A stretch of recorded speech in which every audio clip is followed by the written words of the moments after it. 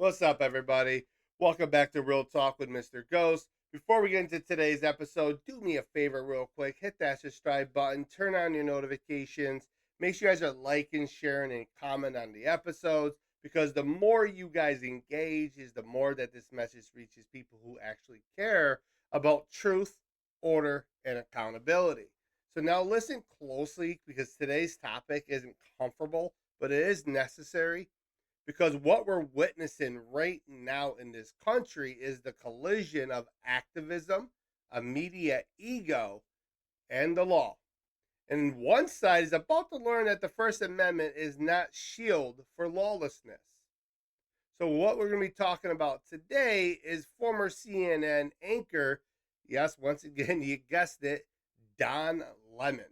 He is now under the scrutiny for allegedly joining a swarm of anti-ICE protesters, these brain-dead protesters, as they stormed a church in St. Paul, Minnesota. And in the middle of Sunday worship, of all things. This wasn't outside. This wasn't in the streets. This was inside the sanctuary.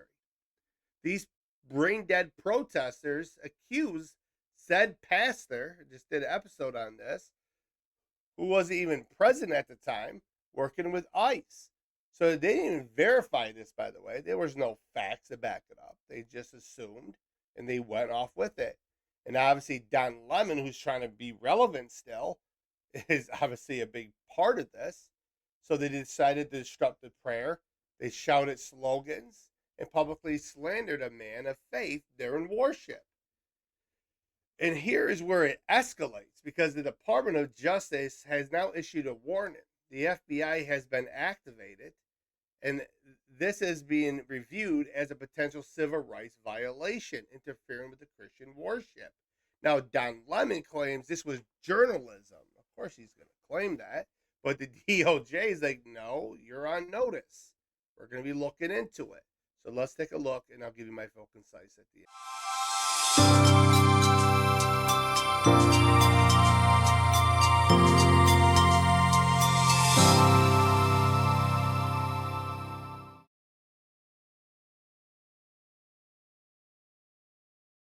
Former CNN anchor Don Lemon has been warned by the Justice Department over allegations he joined a swarm of anti-ICE protesters who burst into a Minnesota church in the middle of Sunday service and accused a pastor of working with ICE.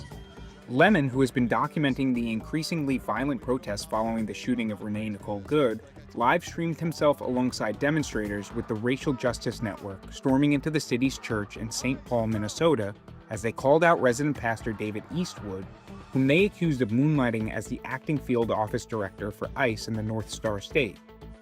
A David Eastwood is listed as an employee with the local field office. However, the Post could not independently confirm whether he was the same person who heads up city's church. Eastwood was not at the Sunday service. Some service disruptors chanted slogans heard at the dozens of other protests that have wreaked havoc around Minneapolis, while others specifically slandered Eastwood for supposedly misrepresenting the ideals of his faith through his support for ICE. David Eastwood out now! Lemon spoke with the congregation's lead pastor, Jonathan Parnell, who said the bombardment was shameful. I mean, this is unacceptable. It's shameful. It's shameful to interrupt a public gathering of Christians in worship.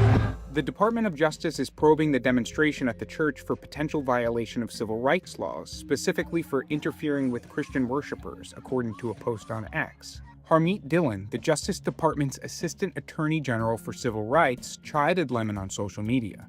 A house of worship is not a public forum for your protests.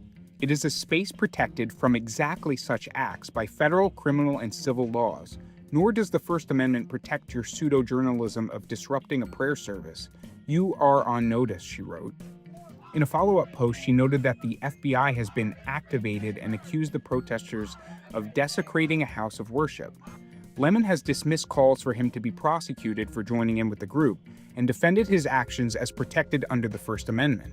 The MAGA administration and the fake news MAGAs are losing their mind over something that's not even true, Lemon said, claiming he had no affiliations with the organization, defending his actions as, quote, an act of journalism.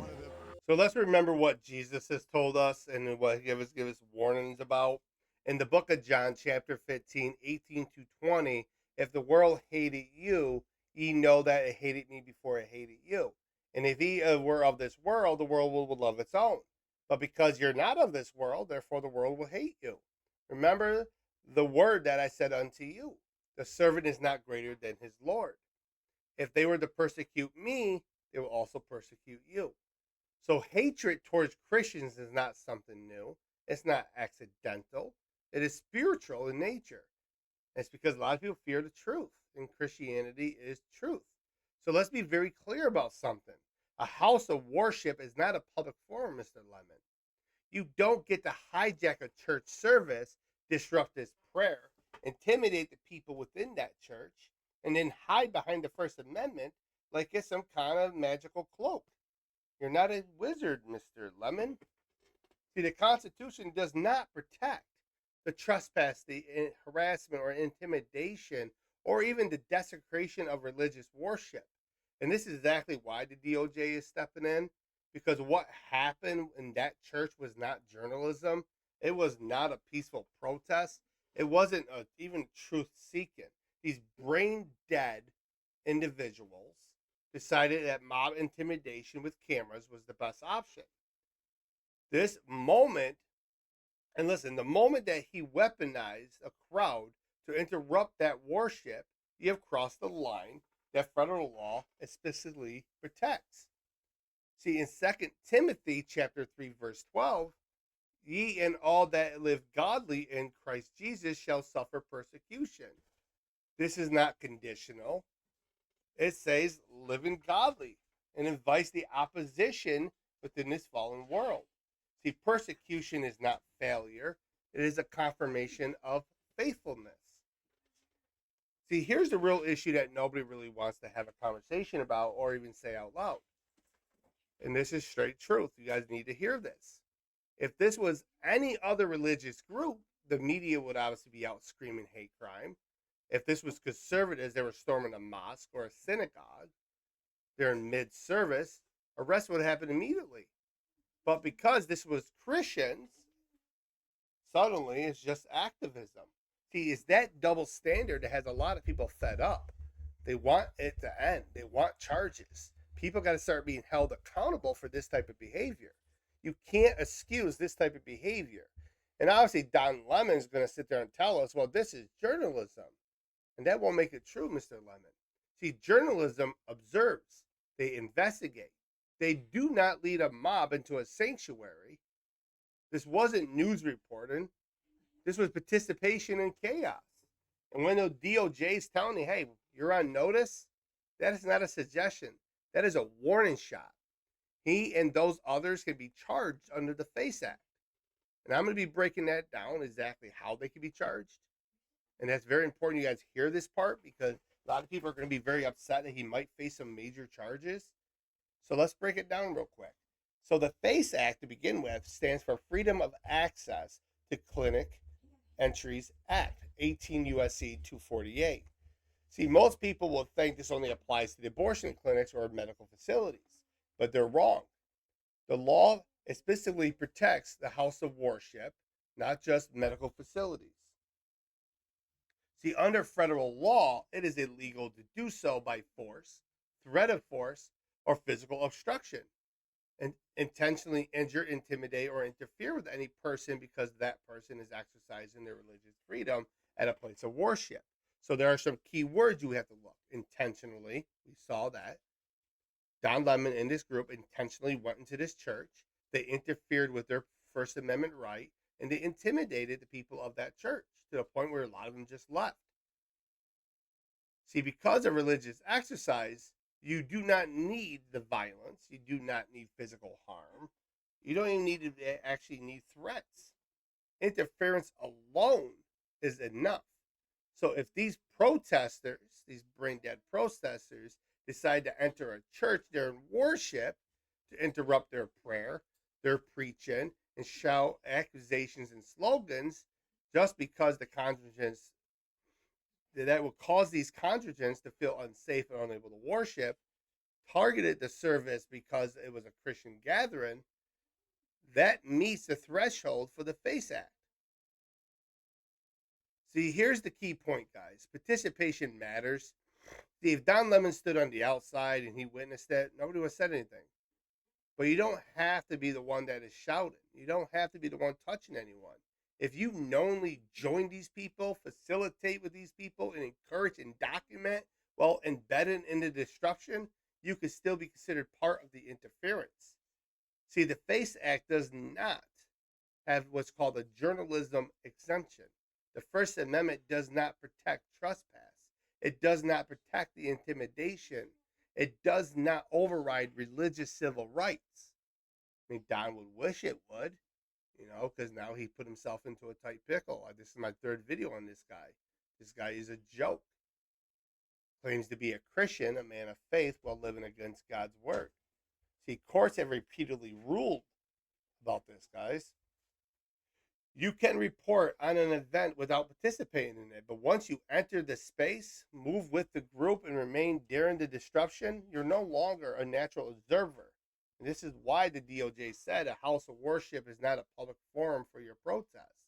So when the DOJ says someone is on notice, that means that there's evidence is being reviewed. They're opening a criminal referral. See, intent is being evaluated. Future actions could be triggered, including formal charges.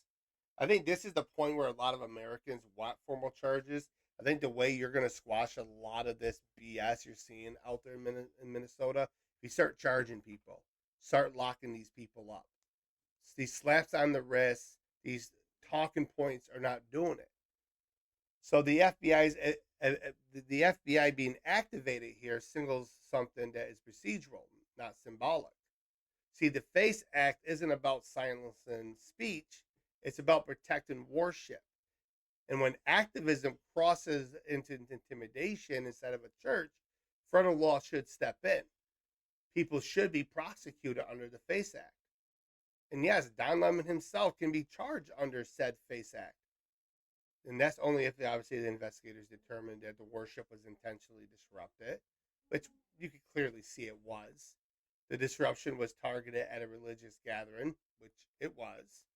And participants knowingly interfered with religious exercise, in which they did. Don himself. You do not have a right to do this. So this isn't about politics. This is not about ICE. This is about federal civil rights and the laws that are protecting worship from mobs. Just imagine if this really was some other religion. Imagine if this was the right doing this. People on the left would be losing it. You know what I'm saying? They'd be calling for the torches. But let's remember the book of Matthew, chapter 5, verse 10 through 11. Blessed are they which are persecuted for righteousness' sake, for theirs is the kingdom of heaven. Blessed are ye when men shall revile you and persecute you falsely for my sake. See, Christ calls persecution a blessing, not a defeat, and that's how I'm seeing this. The more persecution I see, the more joyful I get, because I know the Lord is getting closer. I know these false accusations and public slanders are specifically named here. God promises eternal reward, not worldly approved. So we don't need the world. You know what I'm saying? But here's my challenge to a lot of you guys out there. You got to ask yourself this. If law doesn't protect churches anymore, what does it protect?